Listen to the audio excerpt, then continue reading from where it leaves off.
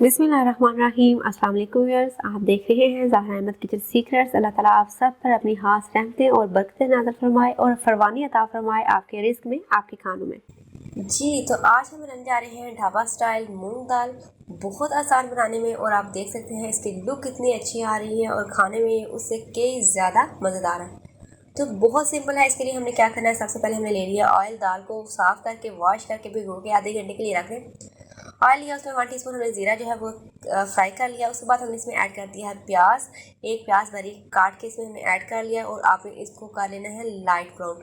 ठीक है, लाइट सा जैसे ही गोल्डन होगा, ये कलर चेंज करेगा, हमने इसमें ऐड कर दिया है अदरक लहसुन का पेस्ट 1 टेबलस्पून। ठीक है जी, इसको भी हम थोड़ी देर के लिए पकाएंगे 2 से 3 मिनट तक, ताकि इसकी जो स्मेल है वो ख़त्म हो जाए। उसके बाद हम इसमें टमाटर ऐड करेंगे और इसको अच्छे तरीके से भून लेंगे। इसमें पानी ऐड कर देंगे, साथ में हम इसमें ऐड कर देंगे नमक। नमक अपने हस्बे जायका ऐड करना है। हरी लाल मिर्च इसमें ऐड किया 1 टीस्पून। हल्दी इसमें ऐड किया 1/2 टीस्पून। ठीक है जी, अब आपने इसी कर लेने अच्छे से भुनाई।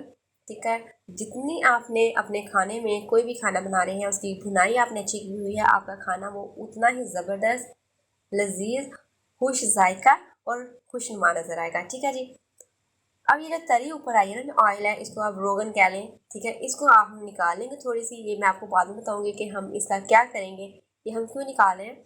तो इस तरीके से आपने 3 से 4 चम्मच जो है वो ऑयल निकाल लेना है। ठीक है जी, ऑयल आपने एक्स्ट्रा नहीं डालना, वही उतना ही ऑयल आपने ऐड करना जितना आप अपने खाने में ऐड करते हैं। ठीक है, इसमें मैंने 1 पाव दाल थी और इसमें तकरीबन हाफ कप मैंने ऑयल ऐड किया है। ठीक है जी, अब इसकी हम कर लेंगे दाल की भुनाई। भुनाई करने के बाद हम इसमें ऐड कर देंगे पानी, ताकि दाल जो है वो गल जाए।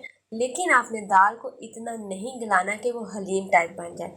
ये बहुत जल्दी गल जाती है, अगर आपने इसको भिगो के रखा हुआ है तो बहुत जल्दी ये गल जाती है।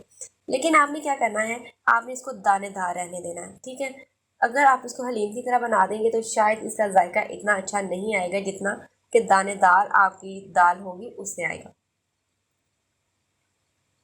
साथ ही इसमें हाफ कप से थोड़ा सा कम ऑयल ऐड किया है। उसमें ऐड किया है लहसुन और गोल लाल मिर्च। लहसुन को आपने ज़्यादा ब्राउन नहीं करना, जैसे ही लहसुन थोड़ा सा कलर चेंज करने लगे आपने फ़ौरन से बिगाड़ लगा देना।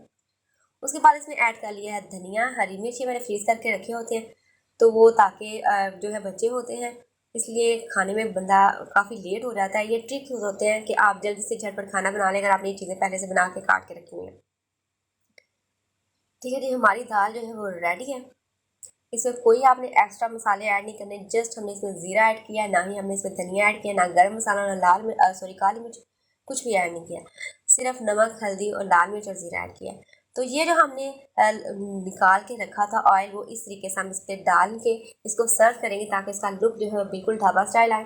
तो तैयार है हमारी दाल। आई होप सो आपको आज की वीडियो अच्छी लगी होगी। वीडियो अच्छी लगी हो तो लाइक कीजिए, सब्सक्राइब कीजिए, फ्रेंड और फैमिली के साथ शेयर कीजिए। इंशाल्लाह नेक्स्ट वीडियो में हाजिर होंगे एक नई रेसिपी के साथ। तब तक रखिए अपना ढेर सारा ख्याल और मुझे रखिएगा। तो हम याद, अल्लाह हाफिज़।